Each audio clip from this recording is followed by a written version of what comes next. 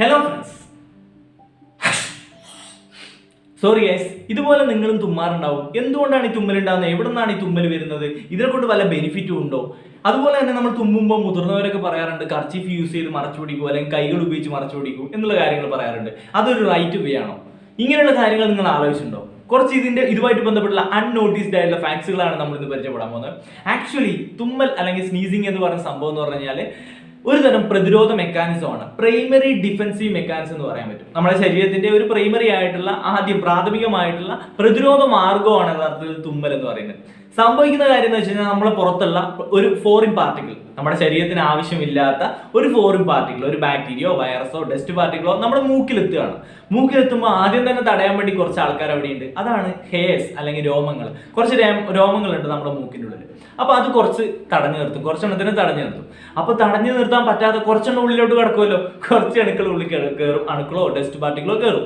അപ്പൊ ഇത് നേരെ ഉള്ളിൽ നമ്മുടെ മൂക്കിൻ്റെ ഉള്ളിലുള്ള വളരെ ഡെഡിക്കേറ്റഡ് ആയിട്ടുള്ള മ്യൂക്കോസൽ മെമ്മറി, അവിടുത്തെ ഒരു സ്കിൻ ലെയർ അവിടെ പോയിട്ട് ടച്ച് ചെയ്യും. അപ്പൊ ബാക്ടീരിയോ വൈറസോ ഡസ്റ്റ് പാർട്ടിക്കിളോ എന്തെങ്കിലും ആവട്ടെ.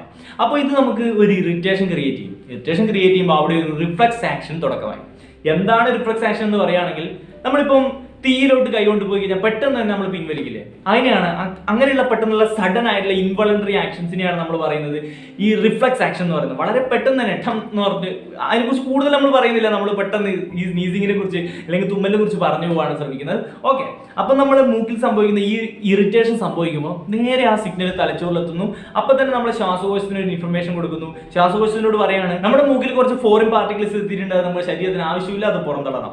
അപ്പൊ തന്നെ ശ്വാസകോശം കുറച്ച് എയർ ആവശ്യമായിട്ടുള്ള പ്രഷർ അവിടെ ക്രിയേറ്റ് ചെയ്യുകയും ആ ഒരു എയർ പെട്ടെന്ന് തന്നെ അത് കൺട്രാക്ട് ചെയ്തുകൊണ്ട് പുറത്തേക്ക് പുഷ് ചെയ്യുകയും ചെയ്യും. ഇതാണ് ആക്ച്വലി തുമ്മലായിട്ട് നമുക്ക് വരുന്നത്. അപ്പൊ ഈ തുമ്മുമ്പോൾ പുറത്തേക്ക് ഈ ഒരു ബാക്ടീരിയ ആണെങ്കിലും വൈറസ് ആണെങ്കിലും ഡസ്റ്റ് പാർട്ടിക്കിൾ ആണെങ്കിലും പുറത്തോട്ട് പോവും. അത് തന്നെയാണ് സംഭവിക്കുന്നത് യഥാർത്ഥത്തിൽ. ഇനി അപ്പൊ ഇതൊക്കെയാണ് കാര്യങ്ങളെങ്കിലും മൂക്കിൽ മറ്റൊരു കാര്യം കൂടി ഉണ്ടല്ലോ. നമ്മുടെ മൂക്കിള എന്നൊക്കെ പറയുന്ന മ്യൂക്കസ് ആ ഒരു കൊഴുത്ത ദ്രാവകം കണ്ടപ്പോൾ നമുക്ക് ചിലപ്പോൾ അറപ്പ് തോന്നും. ഓക്കെ, ഈ ഒരു സംഭവമുണ്ട്. ഈ ഒരു സംഭവത്തിന്റെ പ്രവർത്തനം എന്താണെന്ന് വെച്ച് കഴിഞ്ഞാൽ അത് നമ്മുടെ ശരീരത്തിന് ഒരു ഡിഫെൻസീവ് മെക്കാനിസം അല്ലെങ്കിൽ പ്രതിരോധ മാർഗം തന്നെയാണ്. നമ്മുടെ മൂക്കിൽ കിടക്കുന്ന ഇത്തരം ബാക്ടീരിയാസുകൾ, മൂക്കിനുള്ളിൽ എത്തുന്ന ബാക്ടീരിയാസുകളെ അത് ട്രാപ്പ് ചെയ്യും. ബാക്ടീരിയ മാത്രമല്ല, വൈറസോ ഡസ്റ്റ് പാർട്ടിക്കിളോ എന്തോ ആവട്ടെ, അതിനെ ട്രാപ്പ് ചെയ്തിട്ട് നമ്മുടെ മൂക്കിൻ്റെ ഉള്ളിൽ ഇവിടെ കിടന്ന് ശ്വാസകോശത്തിൽ എത്താനും നമ്മുടെ രോഗം ബാധിക്കാതിരിക്കാനും ഹെൽപ്പ് ചെയ്യും. അതാണ് യഥാർത്ഥത്തിൽ മ്യൂക്കസ് ചെയ്യുന്നത്. അവിടെ കുറച്ച് ആന്റിബോഡീസ് ഉണ്ട്. അതുകൊണ്ട് തന്നെ ഇത്തരം അണുക്കളെ നശിപ്പിക്കാനും കൂടി അതിന് സാധിക്കുന്നതാണ്. അപ്പൊ അത് അത്ര മോശക്കാരനൊന്നുമല്ല, നമ്മുടെ ശരീരത്തിന്റെ ഒരു ഡിഫെൻസീവ് പാർട്ട് തന്നെയാണെന്നുള്ളതാണ്. നമ്മൾ പൊതുവെ തുമ്മുമ്പോൾ മുതിർന്നവർ പറയുന്ന ഒരു കാര്യമാണ് കൈ പൊത്തിയിട്ടോ ടവൽ ഉപയോഗിച്ചിട്ടോ തുമ്മാൻ വേണ്ടി പറയും. ആക്ച്വലി അതൊരു റൈറ്റ് ആയിട്ട് മാർഗമാണോ എന്നുള്ളതാണ് നമ്മൾ നോക്കാൻ പോകുന്നത്. തുമ്മുമ്പോൾ സാധാരണഗതിയിൽ ഹൈ സ്പീഡിലാണ് നമ്മുടെ ഈ ഒരു ഡ്രോപ്ലെറ്റ്സും കാര്യങ്ങളും പുറത്തേക്ക് വരുന്നത്. അപ്പോൾ അണുക്കളോ മറ്റോ ആണെങ്കിൽ അത് നമ്മൾ കൈകൾ പൊത്തിയിട്ട് തുമ്മിക്കഴിഞ്ഞ് കഴിഞ്ഞാൽ നമ്മുടെ കയ്യിൽ ആ ഒരു അണുക്കൾ ഉണ്ടാവും. അപ്പൊ നമ്മൾ കൈ കഴുകുന്നില്ല, സാനിറ്റൈസ് ചെയ്യുന്നില്ല എങ്കിൽ, ഇങ്ങനെ ചെയ്യാണ്ട് നമ്മൾ എവിടെയെങ്കിലും സ്പർശിച്ചു കഴിഞ്ഞാൽ അവിടെ മറ്റൊരാൾ സ്പർശിച്ച് ചെയ്യുമ്പോൾ അയാളിലേക്ക് ആ രോഗകാരി എത്താനുള്ള സാധ്യതയുണ്ട്. ഇപ്പൊ ഫോർ എക്സാമ്പിൾ കൊറോണയുടെ എല്ലാം സീനുകളെല്ലാം ഉണ്ട് ഇപ്പോൾ. അപ്പോൾ ഇപ്പം നമ്മൾ മാസ്ക് ഉപയോഗിക്കുന്നു, സാനിറ്റൈസ് ചെയ്യുന്നു, അങ്ങനെ ഒരു സിറ്റുവേഷനിലാണ് ഇപ്പോൾ ഉള്ളത്.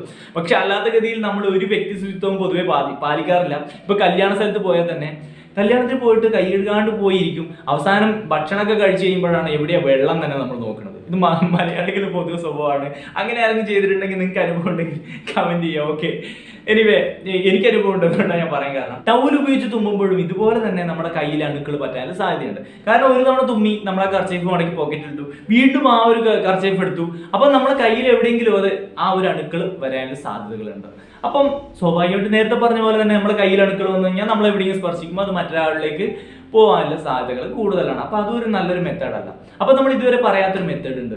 നമ്മളെ ഈ ഒരു എൽബോ ഇല്ലേ, കൈമുട്ട, ഇത് വെച്ച് തുമ്മുന്നത് കുറച്ചും കൂടി ഇഫക്റ്റീവ് ആയിരിക്കും. കാരണം എന്ന് വെച്ച് കഴിഞ്ഞാൽ നമ്മുടെ മറ്റ് ബോഡി പാർട്ടുമായിട്ടൊന്നും അധികം ടച്ചിങ് കാര്യങ്ങളൊന്നുമില്ല.